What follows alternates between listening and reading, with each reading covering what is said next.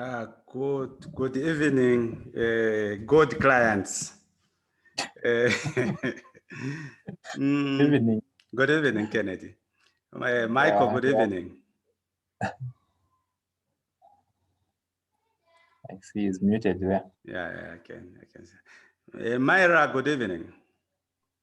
Good evening. Yes, good evening. So, Kennedy, I've invited our, is it silver clients? Is it silver or bronze, Myra? Bronze. Or copper. I've invited, there'll be two more. There is Myra and Tamara, she's not yet in. They are my students. They are actually pursuing a degree course at ZCAS. There's a component of financial modeling in their course, but it's not well taught with so many errors. So, yeah, so many errors. It's not even well taught, not even a bit. So I've just invited them for today, just for today. Oh, it's fine. Yes, so that they energize the whole thing. And maybe they can have access to the good materials, because the copper materials are very copperish, you know. Okay, so we'll do, Kennedy, as per your request, we'll do a quick overview of what we looked at in here. Particularly, I think you had issues. You wanted to more understanding on the F9 key and the subtotal. The subtotal, yes. Yes. Then you now go directly into the main things. Okay, so I'll quickly go through these things in under 5 minutes, the other things that you're comfortable with. Last time we met, we looked at how to navigate without a mouse. And we said you just use your Control Shift and arrow keys. You can go like this. Control Shift, down arrow key, you can go like that. If you want to highlight the whole table, you can press Control A in any. If I come in here, I press Control A, it picks the dimension of the table. And we did actually mention that it's very important. It's extremely important to know shortcuts in financial modeling. And you don't need to know more than 20 functions in financial modeling. You don't need to know that. A good financial modeler will even know under 15 functions and still use them to his or her advantage. If you want, you can sit here. Then we went on and discussed about how to display the formula in each cell by using a shortcut. I know if you don't want to use a shortcut, you can still go to formulas. You press on formulas and go to show formulas. You press on show formulas. It's actually going to show the formulas and what is in there so that it's easy for you as a finance director, Kennedy, to identify wherever the errors are. Myra, as a business person, it will help you to identify whenever you receive a spreadsheet that hasn't been developed by yourself. You can still use the show formula to just check which numbers are hard-coded. Like I'm able to see 780 is a hard-coded number. And if this spreadsheet or model that has been developed on this worksheet, it's supposed to have calculating cells. If I see that, then I know someone made a mistake. Has it superimposed a number when it wasn't supposed to be there? It should have come in as a calculating number or cell. Then you can press there to show you. But I did say that you can use Control and tilde. So you hold Control and you pick like that. So Control and this is called tilde. It's pronounced as tilde. So it is a shortcut, and I can still hold Control and the same, and move on.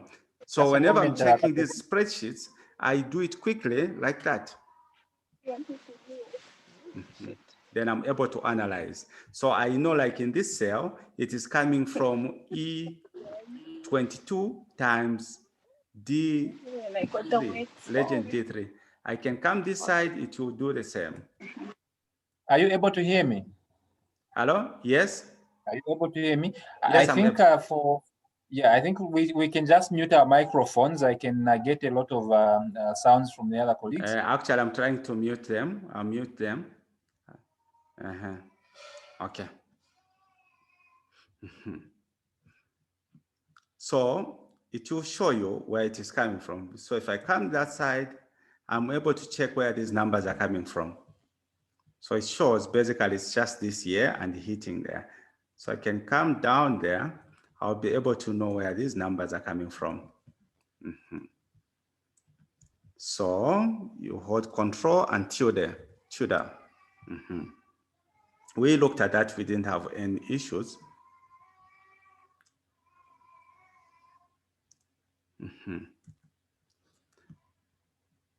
So then we went on to one of my favorite shortcuts is Control-1. It's called Control-1. It helps you to access all of formatting options. So you hold Control-1. It will take you to numbers. I can go to numbers. Oh, sorry, Control-1.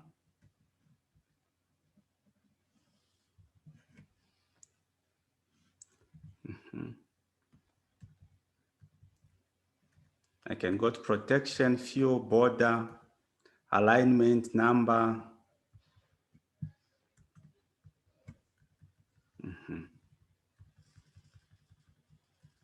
So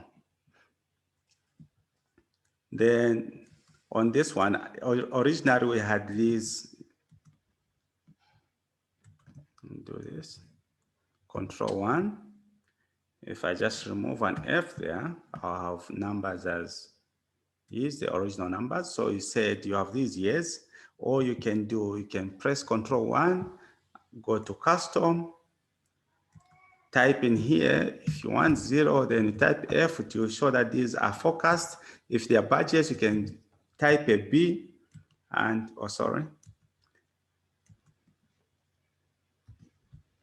you can type a B like that. Sorry. You can say 0 and B of numbers like that, meaning I'm showing that these numbers, these years are actually budgets. So we looked at that, then we went on and looked at another function that I use. Some computers need to actually press the Fn, then you press F5. Or alternatively, you can press Control-G. We use this particular shortcut to apply appropriate formatting options. As financial modelers, we have standard practice on coding.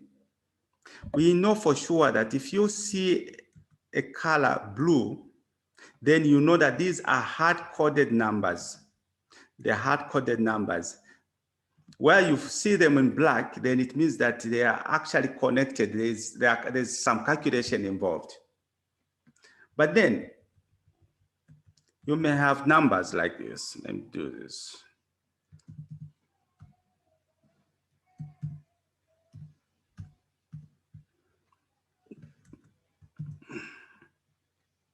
Times that. So if I highlight this, after I've done all the modeling, then now later on, that is when I can apply formatting. Based on the color codes that I have chosen or that which the company has chosen. So I would highlight the whole workbook. After highlighting the whole workbook, I will press, say, F5 or Control-G. Then go to Special, go to constants.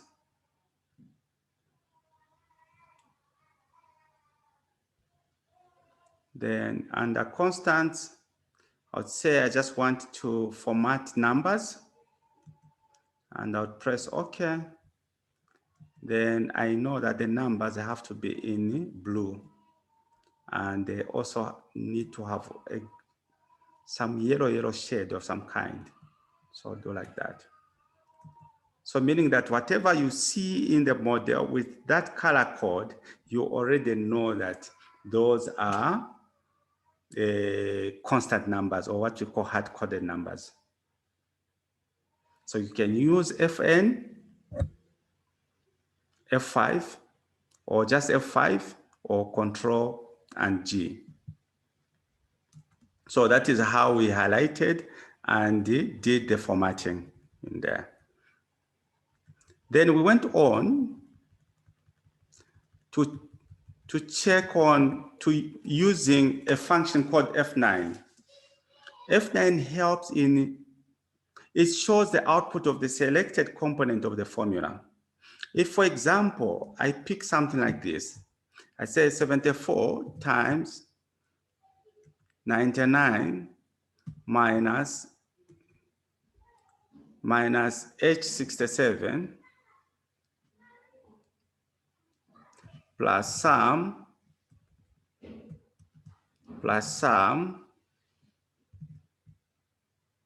of these numbers. When I do like that, I'd want to check, I'd want to do a bit of some formula evaluation to just check a component of any of the formulas, of any of the functions that I'll pick in here. So for example, I would want to check on the sum.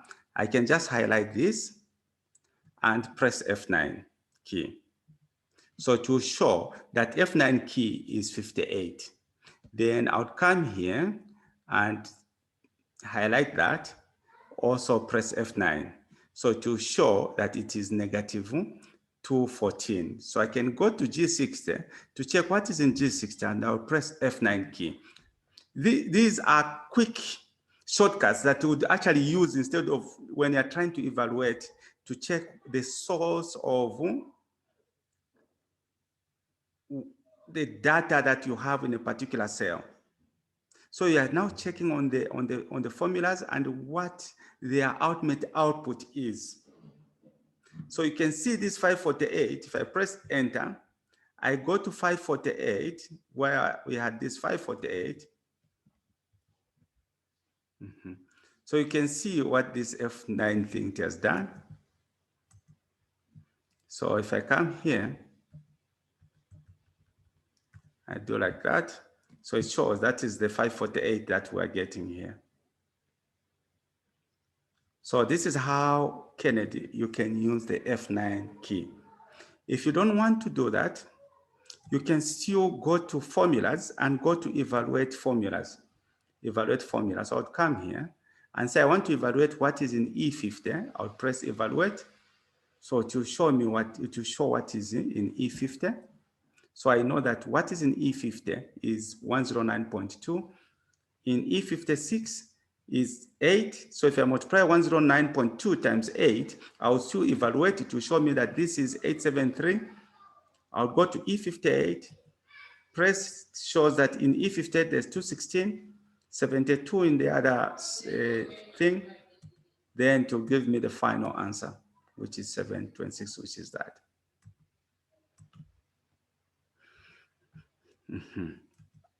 Or alternatively, I would actually use auditing tools. I'll go to formulas and press precedence, then to show me where this formula, it's the precedences, where this particular cell is speaking from. So we looked at that. We had no issues, no big issues. We went and looked at the common terms used. There's no need to repeat this part. Then we went on to look at the formatting color scheme using best practice. So we said all inputs, they will have a blue text with a pale yellow background, which we looked at. Then wherever there are formulas, it will be black text. Then external referencing, where you have a spreadsheet or a financial model that is linked to other workbooks, it is actually going to be in green. So whichever cell you see is in green, then just know that it is linked to another workbook. This is, as a financial modeler, I discouraged that, Kennedy. I said, no, it's not even the right thing. Let's just make sure that all the data that we have, it is actually in one workbook. That same financial model that we're working on, so that we ignore the external reference. We went on here. We had, let me just redo this, if you remember. Sorry. Control 1.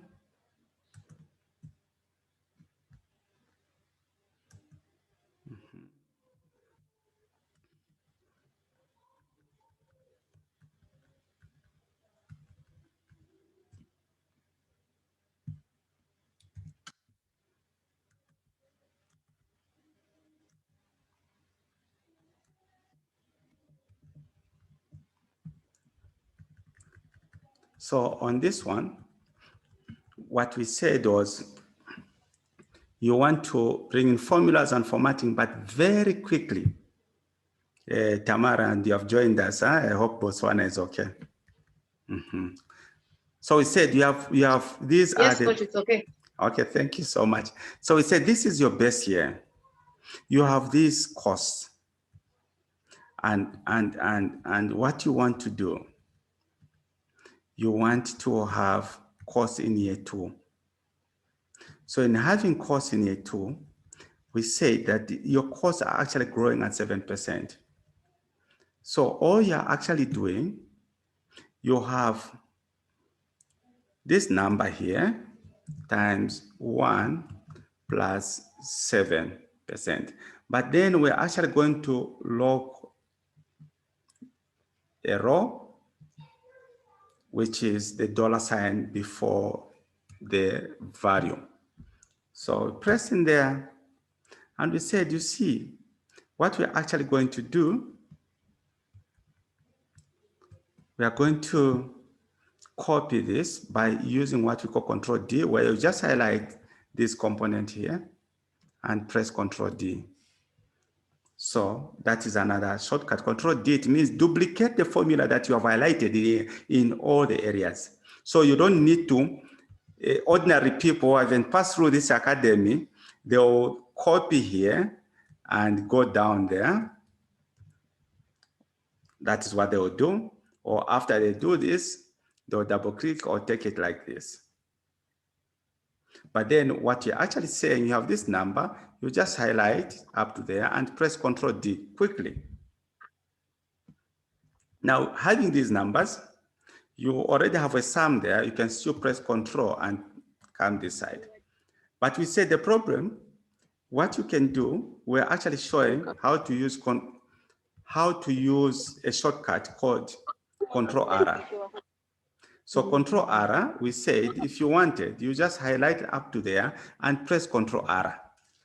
You know, when you are, for Tamara and Myra and Michael, that after you're done, you want to find a job as an investment banker, as an investment analyst, all you're interested in, they will first give you a question, maybe on an LBO, on integrated financial statements, to see whether you're able to build these integrated financial statements. But what they are also interested in is your shortcuts. How much you know your shortcuts, because that determines the efficiency levels that you are at. So shortcuts are very important. But then we moved on and said, you can type, say type 1 there, then here, or you can leave it blank like that. So press Control 1, go to number, then you say year 1,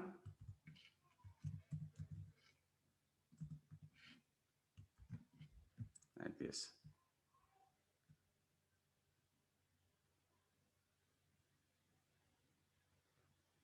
Oh, sorry.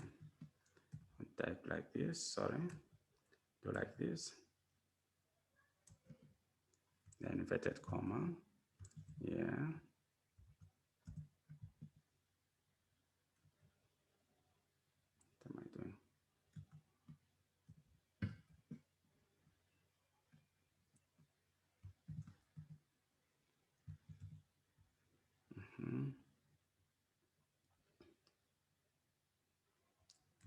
do this first. Let me just type 1 so that you're able to see what is happening. Come here and say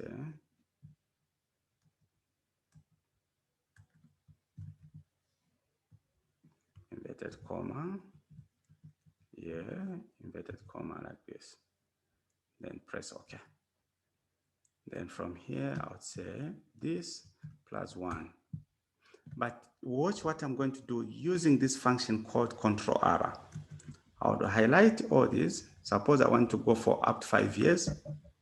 And all I'm going to do, I'll press control R, hold control R, like it's magic. So within a minute, a second, I've already computed for 5 years. And I move on. So we looked at that. Then we went on to look at the power of subtotals. So let me just remove the subtotals.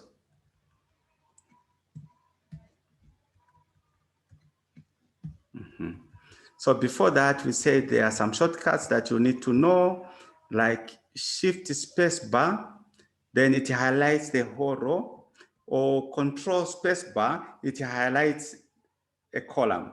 So if I hold shift and I press space bar, it highlights that. So if I want to add new columns or new rows, I would hold control plus or shift control plus, then I'm inserting more rows. So if I want to highlight a column, I'll just press control, then hold control and press the space bar. So I'll be able to highlight that. Easy. Okay. But then here, I was trying to show you why sometimes in models, we don't use the sum function, but we use the subtotal function because it's very powerful. It eliminates duplicates or double counting. So coming here, I would say equals subtotal. So subtotal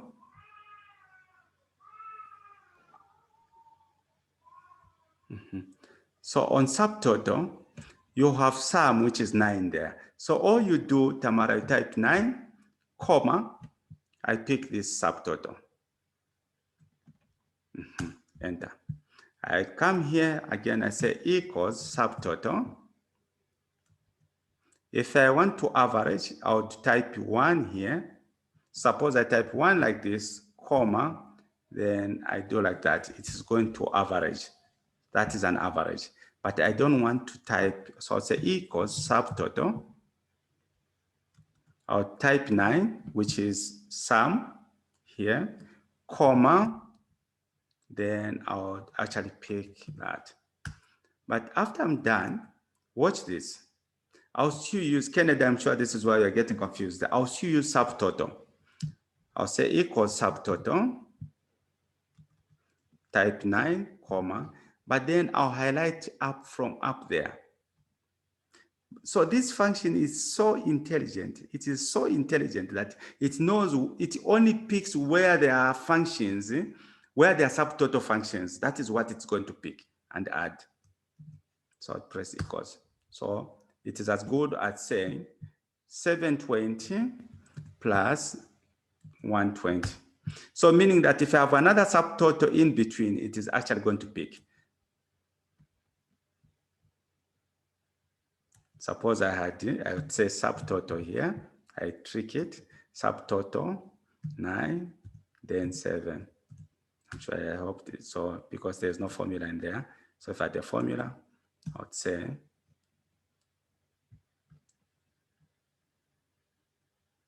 I hope you choose H whatever, H145.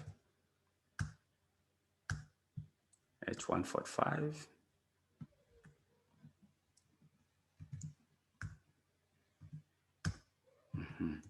So it knows here that because I've done that error thing. So it is picking from all the subtotals from here to there. But if I was to use sum and picking the same range, it is actually going to give me 1760 because it's going to double count. But the total, the subtotal, wherever you find the subtotal function in a model, just know that what this model is doing is picking the whole range, but in that range, there are subtotals. So the function is selectively picking where there are subtotal functions to sum the numbers. So that is where we ended last time.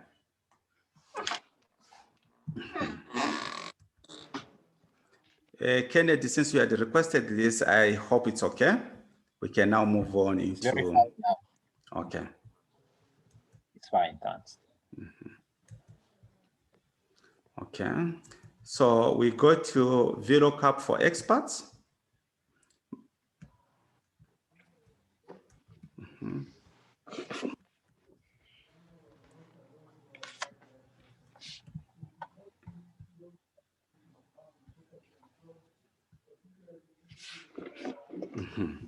So I have about 3 examples just to show you how you can use VLookup, how you can use SumIF in developing financial models. And slowly, Kennedy, you should start now collecting the data for your organization and start building these models. As we move on, I'll be explaining until by the time we are done with this course, you would have known how to come up with an integrated financial model that looks at the management accounts, looks at the actuals, looks at the prior year, looks at the budget and does the analysis. So this is just the first example of how you can use VLookup. In some models, you would need to actually show, for example, the LIBOR, because maybe your interest, the debt that you have gotten, say, for that organization, the interest is computed on, it fluctuates. It is actually based on the LIBOR and the margin. So you'll be given that the margin or the interest rate or the spread, what we call the spread. So you'll be given the spread is this, is maybe 2%. Whereas the LIBOR maybe is 1%. But then that fluctuation comes in is determined by what we call debt EBITDA. Depending on how your company is performing, the lenders have put this covenant to say, if your debt EBITDA, for example, it goes to such a point, you have to pay more interest to the company, to the lenders, because then it becomes more risky. Come in. It becomes very, very risky. So in this case, we have the total debt over EBITDA. It shows, for example, anything that is greater or equal to 0, the spread is. You can start watching YouTube now. Go and get a laptop. Okay, go and get you have my other laptop. First, greet the people. Greet the people. Greet your uncles and just. How are you, baby girl? Are you fine?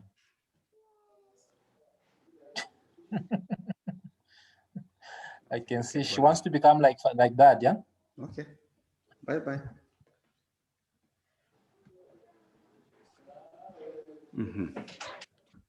Bye-bye. Those are the side effects of working from home. So, true. Yeah. So now, this ratio, Tamara, in the financing world, it is a very important ratio. Apparently, in schools, you don't learn about this. In schools, you don't learn about this ratio.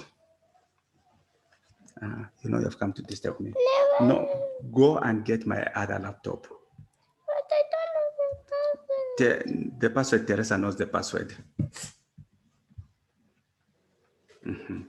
So, Myra, unfortunately, this ratio, I don't know why in business schools, they don't teach you about this ratio.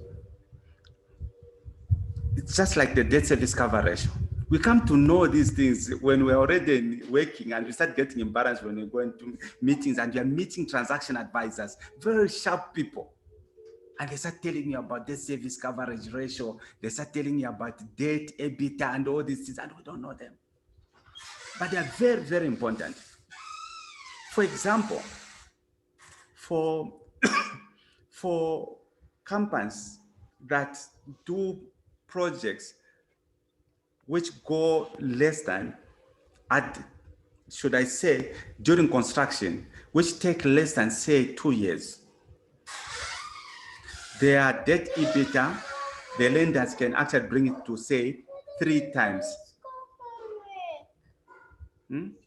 Tell mommy there are two laptops here. Go and get my meals. Don't disturb me. Hello?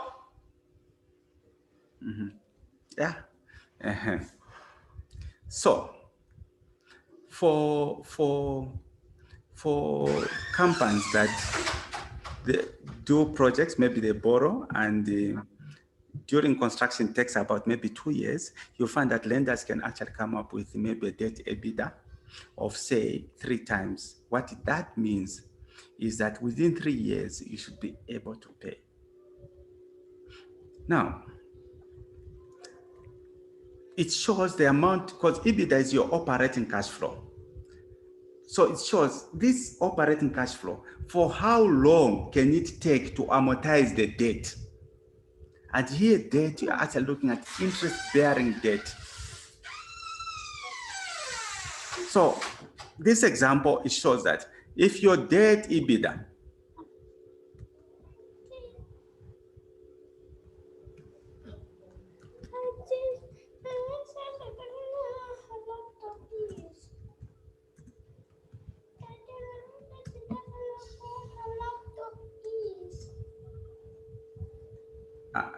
Frida, this is where you will get money for food. So when you see me working here, please respect me. I think attend to her. Then we sit. I think sort her out. You will not work. Let's move on. No, it's all right. It's all right. I'm used. Okay.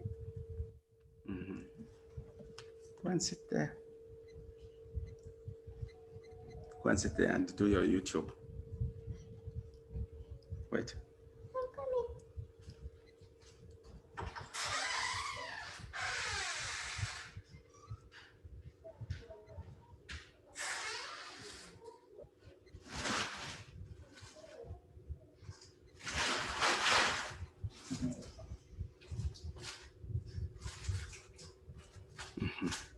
So here now, what happens, especially for those that are in renewable energy, just project financing, they'll give you, go and sit in the office there.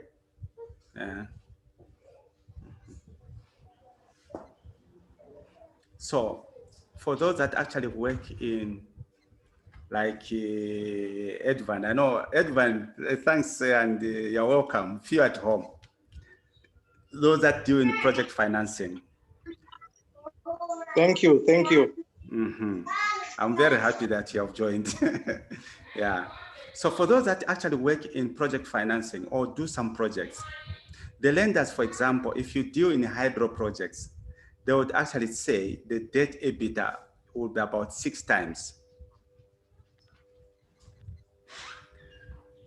What that means is your EBITDA, which is your operating cash, would take 6 years to fully amortize the debt. So when we are doing some analysis, you find some organizations, their debt EBITDA can even go to 100 years, meaning that there is no chance, at least here on earth, to amortize the debt. And it's very easy, even for governments, for countries, if we say, okay, the Zambian debt is so much, how much money do we remain with after we have actually paid salaries, we have paid all the operating costs, we have also paid what they call mandatory obligations, maybe repayments and the like. How much money do you remain with to amortize the debt that is there. So if you find it's 100 years, it's 50 years, it's 10 years, then just know that's a problem. So what the lenders have done, Kennedy, they have tied the debt EBITDA, and it is part of their CPs for you. It is part of the covenants for you as an organization to be providing them with latest management accounts where they are able to check on this debt, on these ratios. So if they find that the ratio, the debt EBITDA is going up, you will see that even the spread to the LIBOR starts growing, meaning that you start paying more interest than you should. So this is what I just wanted to give you a background of the modeling that we'll be doing. So you have the LIBOR focus, then you have the total debt EBITDA, they are here.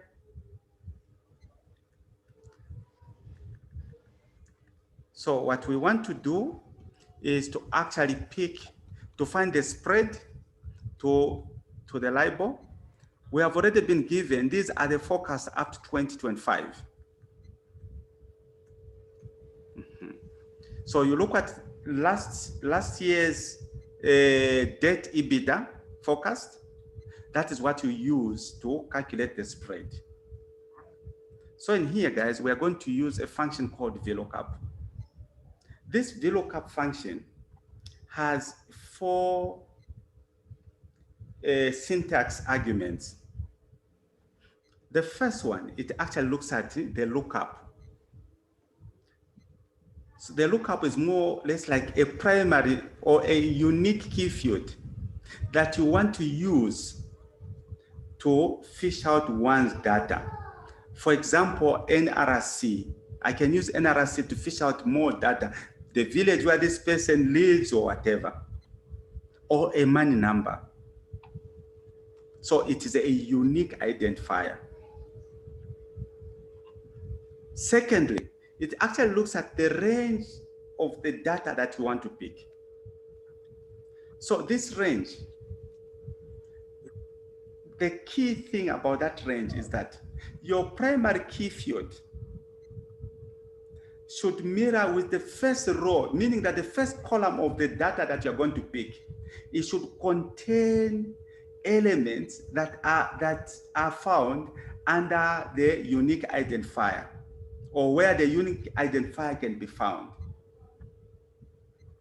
The third argument, syntax argument, which column, which set of data do you want to fish out? The fourth argument, do you want an exact match or just an approximation? So 0 represents false, which is an exact match. So if I'm actually looking for Kennedy, I don't need Ken or Ned or what, I need Kennedy.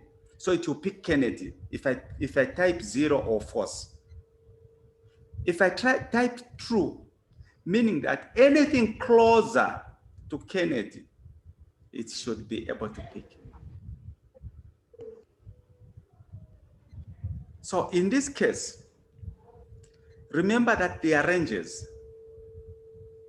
If it's 0 to 1 to 0.999, it should give us the LIBOR of 2. If it's in between 1 to 2, it should give us a 2.5. So meaning that I want it to float. So I'm not going to put 0. So let's type this equals VL. The moment you type VL, Kennedy, you can press tab.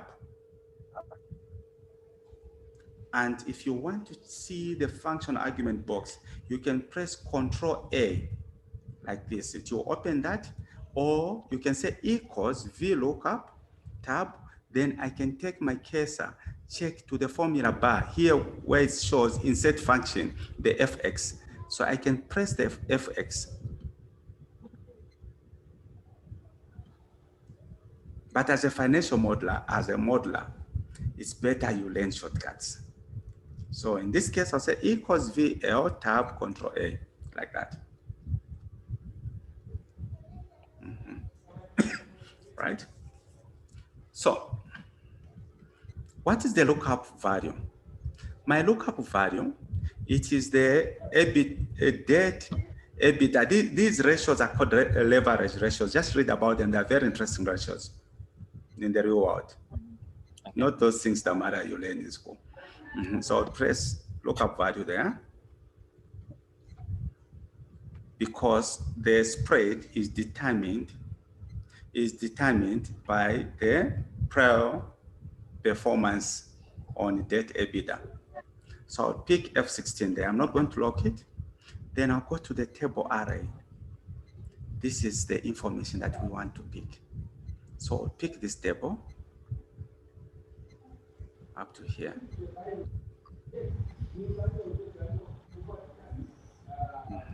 Can lock. Can lock, just lock by pressing F4 key. Should give you $4.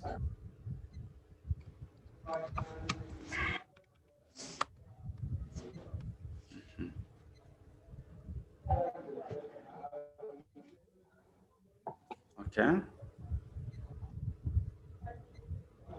Then you can go to column index. Under column index, we want to, here, this is where we want to know the column, the targeted column. This is a column from which we are going to pick the result, the output. So the output, we want to pick the spread to LIBOR. Let me just do it like this. First, I'll explain this part.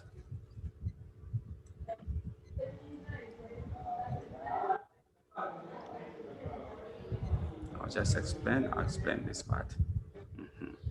So what we could do, we know that this is in column E, this is where we're starting from 1, 2, 3, 4, 5. Spread to LIBOR is in column 5. You could still type 5 like this.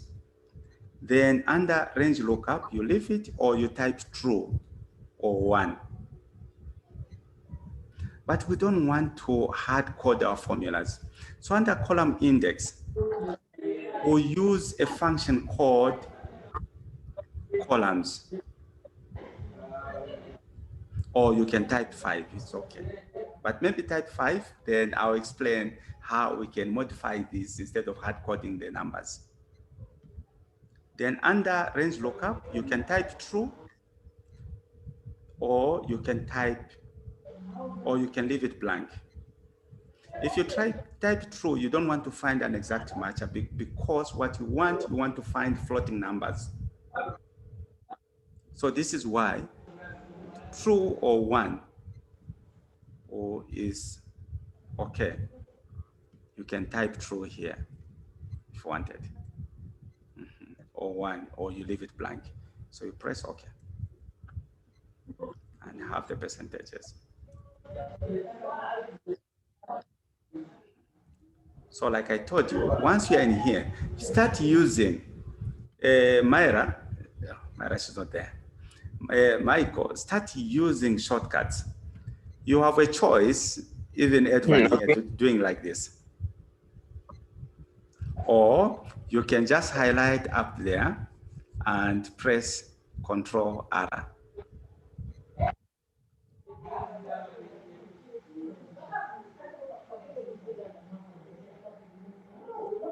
Yeah.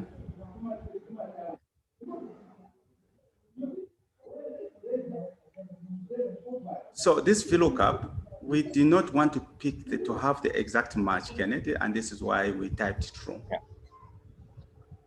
Okay. Had we typed, for example, had we typed 0, meaning that we want an exact match, you can see it shows approximate match or exact match. Exact match, then it means that I have to type, if I type 0 here, it will show that it's an exact match. So if I do like this, to give me NAs. Do you know what? Here, unless if we had 0, 0, because that is what we are picking from this side. So here, if we had 0, 0, then it was going to give me the number 2. or if we had 2 there, this 2 here, it was going to give me 3. But the numbers that we have, they are not exact numbers because they are floating. So we are saying we have ranges. If the debt EBITDA is between 0 to 0.99, it should give us 2. So if I come there and type, for example, type 0.99, it should be able to give me that number. Sorry, let me do this. Let me redo. So if I come in here and type 0.99, it should be able to give me 2 because it is within that range. But if I type 1.2, it should be able to give me 2.5. Yeah. So that is the power of the VLookup function, where you're actually using true or you leave it blank.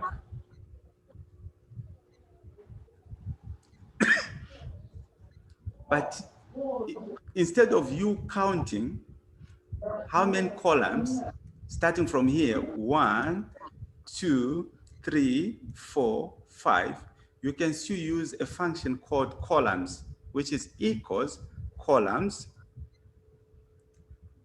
Then you start from there, pick up to that side, it will give you 5. So if we go back to this VLookup, so instead of me typing 5 there, I can bring in a formula and type columns, open bracket, then just go up there and lock. And type enter. Then I can take this, Control R. So just pick the formulas. So on the interest rate, meaning that the interest rate is going to be the spread to LIBOR plus your LIBOR forecast. This is what goes into your model. So it means that when the debt EBITDA number is going up, meaning that you start paying more because the risks now start actually increasing.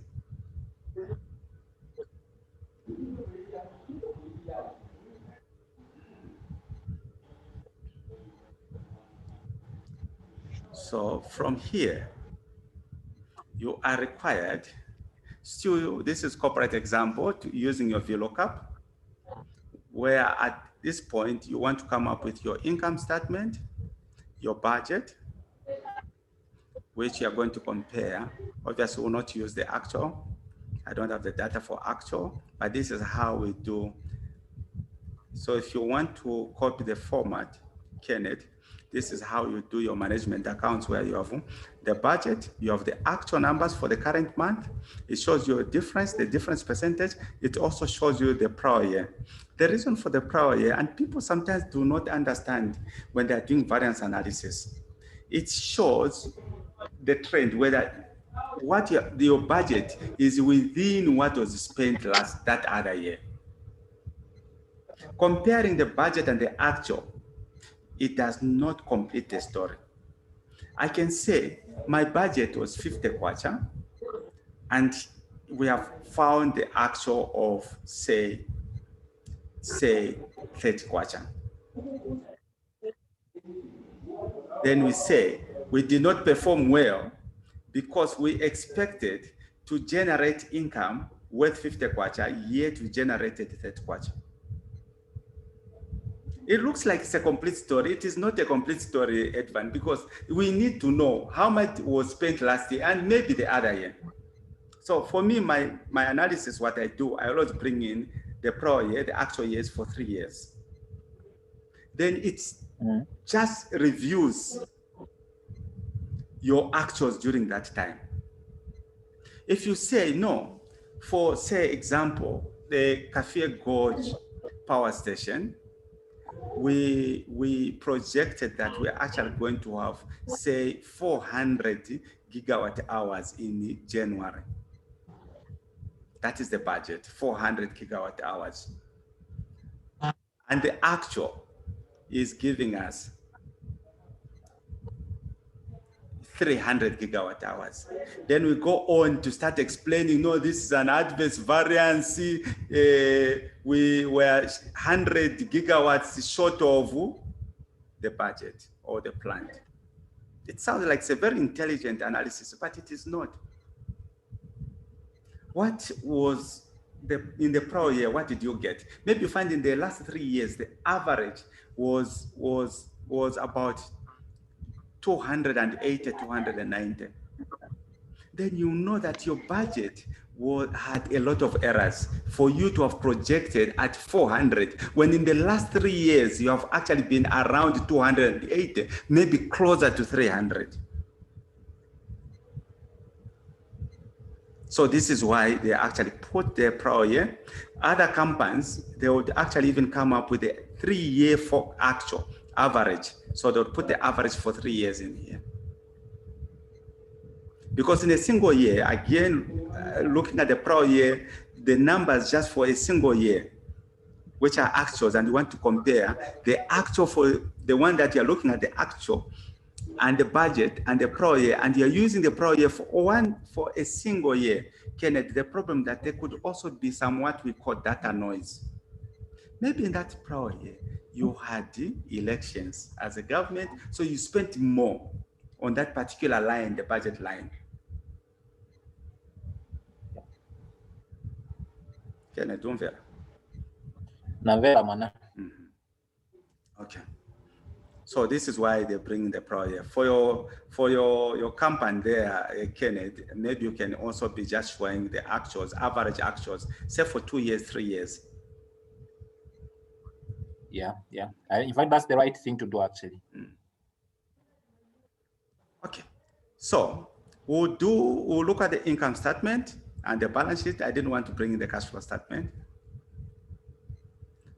Okay. So you can see there are these that I did not delete, which I know was should delete.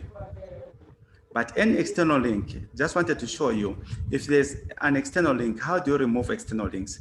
You can see these are external links. How do you remove these external links? The problem, if you don't know how to remove external links, this is a situation which you are going to find yourself, Kennedy. You have developed a model, but you are in that model, the external links. You send it to Edvan. Edvan opens it because Edvan does not have a source workbook which is linked to this model. The moment Edvan opens it, it is going to have the if errors. Yeah. So the way you do it, when you see these external links, you go to data, then you go to edit links.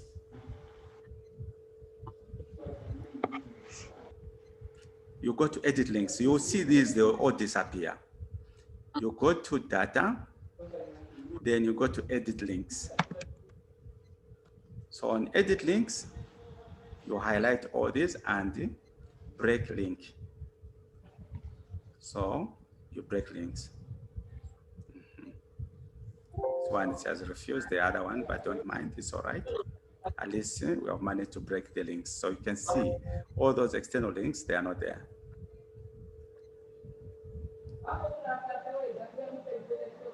That is how you break external links. Okay, so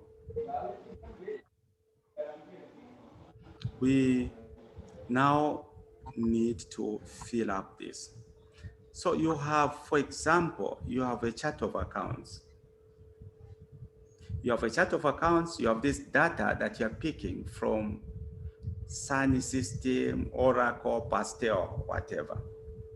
But you've come up with a chart of accounts that shows the codes, that if you see this code means it's a turnover code. Like where I work for, the chart of account is very simple. All the ones are fixed assets. The twos, the twos are, all the ones are assets, the twos are liabilities, threes are retained earnings, 4 is revenue, 5 is cost of sales, 6 is operating expenses, Then you have savings, which is just the extraordinary costs, such as not tax. I think it should be on interest and all that. Then 9 is there, it's tax. So every organization has its own chart of accounts that you come up with your coding. So like in this case, first we'll check, we have the budget data. This is the budget data.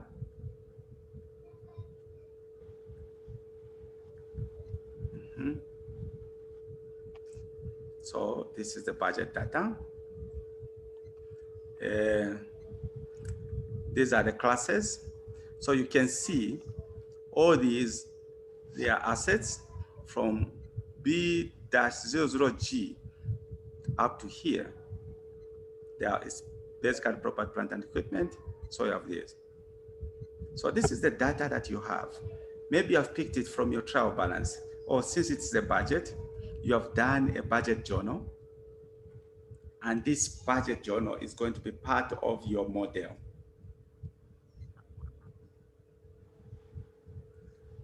Your management accounts model, whatever you want to call it. Then you have your legends. So your legends, it shows these are the codes, the classes. So all you need to do is to put in the data in here. But first we are going to use SumIF. The weakness of a VLookup function, Kennedy, is that it cannot sum data. Okay, okay. So where you have, for example, in this budget, you have, these are duplicates. They have the same class there, but different whatever. So a VLookup cannot add all these numbers up to there. It cannot add them. So we'll have to use the SumIF function. SumIF function is a logic as well, where you're saying, SumIF, if you find a B or GG or B00G, SumIF if you find this. So let's go to legends. Let's go under D. This is what we're going to do. We'll say equals SumIF, tab, Control A.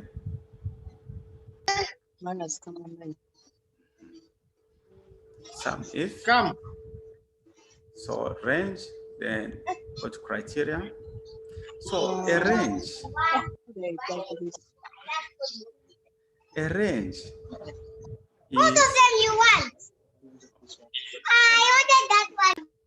so a range equals SumIF, tab, Control A.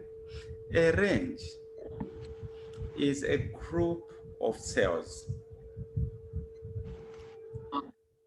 So in this case, we go to budget. So which range do we want to pick? Well, we have a class, the column that gives us the asset class. So this is the range. You hold Shift, Control, down arrow key. Then we press F4 key so that we lock that range.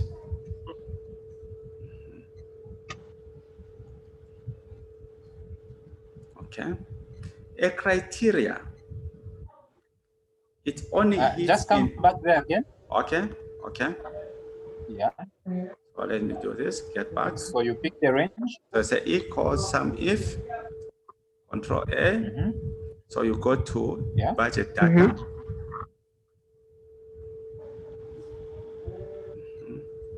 You pick this class, range, Control, down arrow key up there. You lock so that it doesn't move. So this is a class of assets which you have picked. Then now you go to the criteria. So you're saying under criteria, it's just a single, it's basically a cell. For example, a range would be, say for example, you're actually looking for a liar. In trying to find a liar, if you go to a group of Catholic bishops, you might not find that.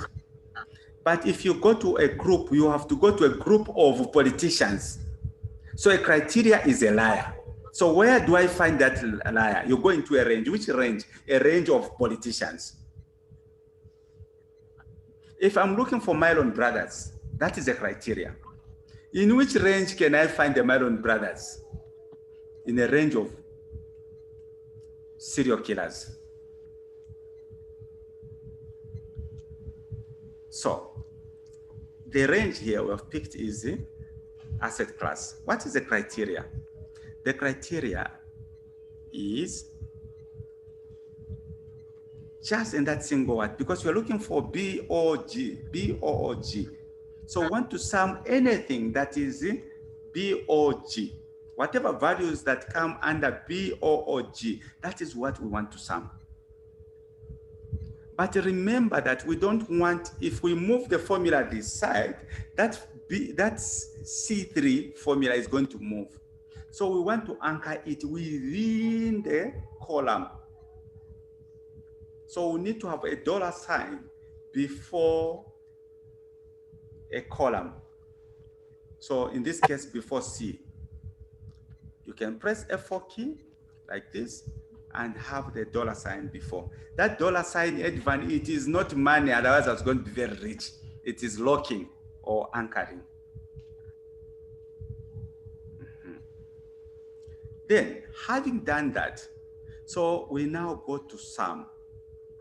We want to sum the range. So in this case, what we're going to do, we'll only sum the rows for that particular range, so that as we move the formula from D to E, that formula should move up to December. So we'll go to sum range under budget. So we'll go to January, we'll pick the range, January, Shift Control down arrow key. This is what we're going to pick. But we'll have $signs before 2 and before 78.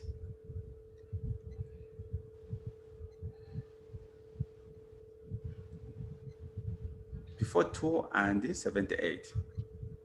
So you press F4 key, again press F4 key, so you have locked the rows, so that it's the formula or the range remains under row 2 and row 78, but it can move from D to E to F to whatever. But one thing you should not lose sight, if you check on the range under budget, it actually went only up to 77. So you can change that to 78 so that it mirrors what you have under sub range.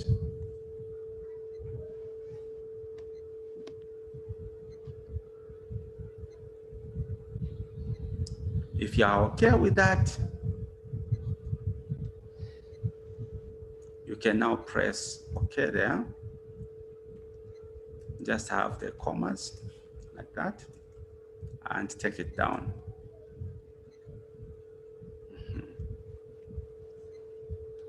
Having done this, you don't even need to come out from there. You can still hold your shift and take it up to December. I don't know, it's column what, December, column O, up to December. You have one option either to press Control D, meaning duplicating what is in there, or Control R. I like Control R because I like the way it moves. So if I press Control R like this, it moves nicely, but you know, it looks very automated, like you have done something reasonable.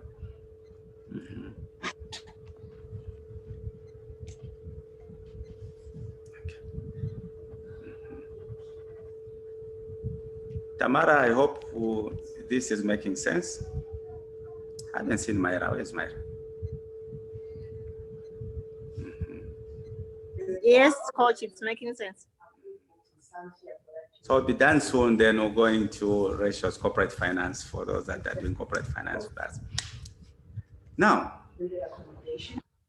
what others would do, instead of coming up with this, they can do a pivot, but I don't want for now to teach you a pivot because pivot tables are not supposed to be part of the models. You will need to keep on refreshing them, otherwise you're going to pick wrong data. Pivot tables are used for quick data analysis, which we'll do in maybe tomorrow or the other day. Meet Kennedy, I would suggest maybe we meet Wednesday or whatever. So we go to budget data. Oh, this is the budget data. Now we go to the task. So we'll do for the budget, for the income statement. So once we are done on the income statement, you can do the balance sheet using the same technique, and it should balance down there. That's financial modeling. Tamara, this is real financial modeling. So now remember that what you had picked, you had that budget data. Obviously, for your actual, you're going to have trial balances, which will be thrown into the model and should be able to pick, meaning that when that report date comes, all you do, Kennedy, you run your accounting system, you throw in the actuals, and your model is able to clean the data and give you the analysis that you want within a minute. So we go to turnover. We can then now pick here. The question would be, you have the budget. You have the budget. Say this is what will be maybe the next class. I don't want to confuse you with a lot of things. For now, we are going to pick January.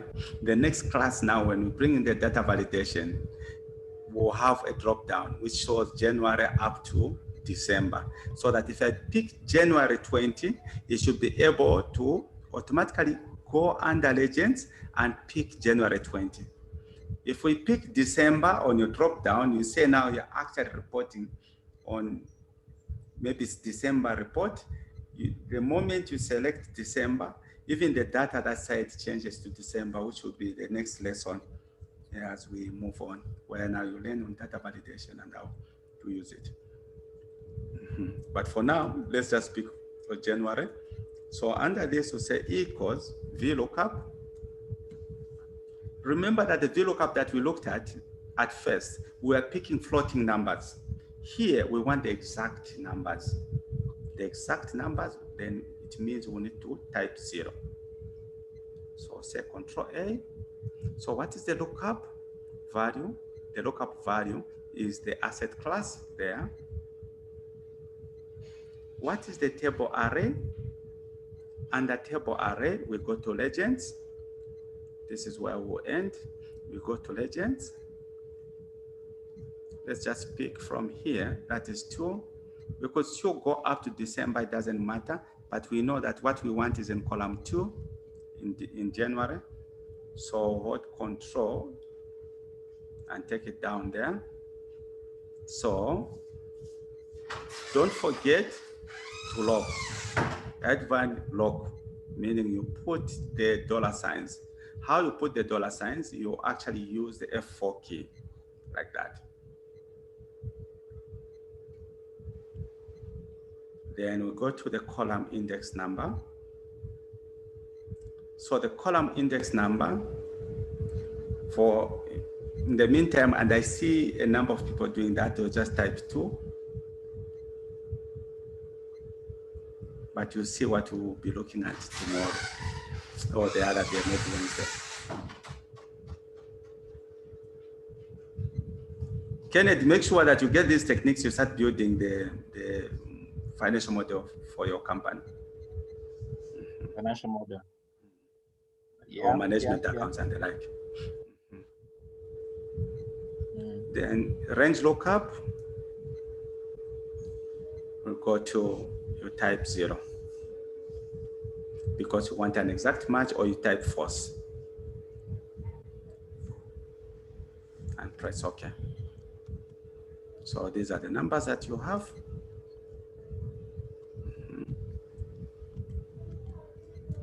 So if you check the turnovers under budgets or turnovers, they are coming in as negatives because you know how your trial balance is. All the incomes come as negatives.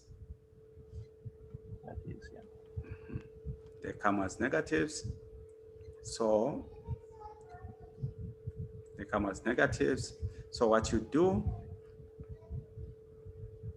on the task there, before, just after the equal sign, is it? Yeah, after the equal sign, you type an equal sign like that and take it down. Here you can press Ctrl D. You pick this same formula. Sorry, my internet is not okay. You pick this same formula, copy. You go under other income, Ctrl V. Then you can go down up to other expenses, Ctrl V. Those are expenses. You still put the borderlines later. Then retained earnings, Ctrl V. Dividends, Ctrl V. You didn't have, so that was your retained earnings in January. So you should do the same and on the balance sheet. And I want to see the balance sheet balancing next time we meet for January. So meaning you can still pick this same formula and take it down there. You don't need to start redoing, but just for learning purposes, it's better you start the formulas. Yeah. Hello, Kenneth, are you there? Yes, I am. I'm following. So all you can do, if you want to have these borderlines, you can still press Ctrl 1. You go to border. You just take your cursor there, do like this, and press OK. So you have the borderlines back. Okay, we end here. I have another class. So Kennedy, I think let's meet on Wednesday. I would want you to populate so that tomorrow you can populate the budget down there. Then use your data. Okay. Use your data. Then first we start building this. You can still contact me in privacy. You start building your model so that by the time we are done with this masterclass, you will be able to do your integrated financial statements. Okay. I know we have a perfect example. Once we are done, we have a perfect example of Lafarge. I have already gotten the data for Lafarge, which we are going to do a 5-year financial forecast with all the revolvers and dates and all that. Okay, Kennedy, how was your class? This is a God, you are our God client. So we can check out. But Kennedy, how was it? Yeah, no, this one, to be honest, I found it much easier today compared to the first lesson. And the reason is very simple. The tools that we learned in the first class are the one like now. So it's making much more in terms of speed and efficiency. Then I the VLookup and also the idea of the SumIF, it does make life easy. You almost like concatenating some of this information or data together and use it as a group. So it does make life easy for me. Thank you so much. And our guest, our guest star, Edvan, can you please? I need you to also to check out. As an engineer, I'm very much interested in. You know, you need to learn these skills.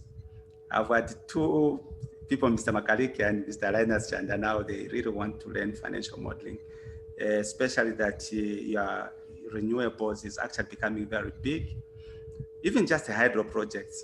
So I think it's high time that as engineers, you started modeling your projects. So Edvan, I want you to say something as well. Tamara.